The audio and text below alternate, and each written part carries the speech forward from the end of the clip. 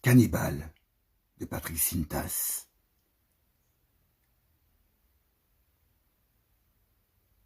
On était quelque part. Il n'y a pas de civilisation sans cette géographie de la certitude. Il marcha vers ce qui semblait être une issue. La neige était épaisse, épouvantable. Il atteignit une autre obscurité. Qu'est-ce qu'il y avait dessous? Et dans quel sens? Il se dressa sur ses jambes pour tenter de voir plus loin que l'ombre. Mais aucune lueur n'apparut. Il se pinça. 1 heure plus tard, il marchait toujours. Il avait abandonné sa valise, non sans avoir pris la précaution de la vider pour enfiler la quasi-totalité de ce qu'elle contenait. Il avait même rempli ses poches. Et il avançait dans le noir, ne voyant pas plus loin que le bout de son nez.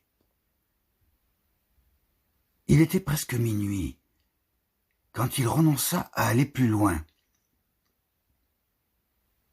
Il eut beau crier, personne ne vint.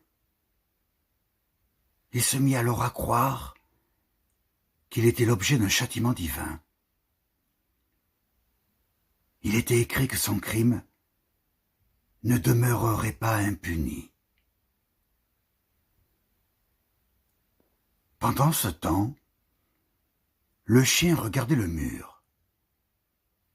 Le jour s'était levé, à en juger par l'intensité de la lumière qui traversait les persiennes.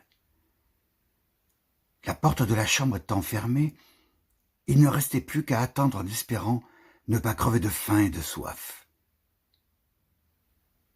Pour la fin, il y avait le cadavre de Joris. Il suffisait de creuser le mur. C'était encore possible. La maçonnerie était humide. Quelques coups de patte bien placés provoqueraient un effondrement de l'ouvrage. Restait à savoir si Joris était encore vivant. S'il l'était, il le sauvait. Et s'il ne l'était pas, il le mangeait en attendant mieux. Mais de toute façon, s'il s'agissait de creuser, il fallait le faire maintenant, avant que la maçonnerie se durcisse.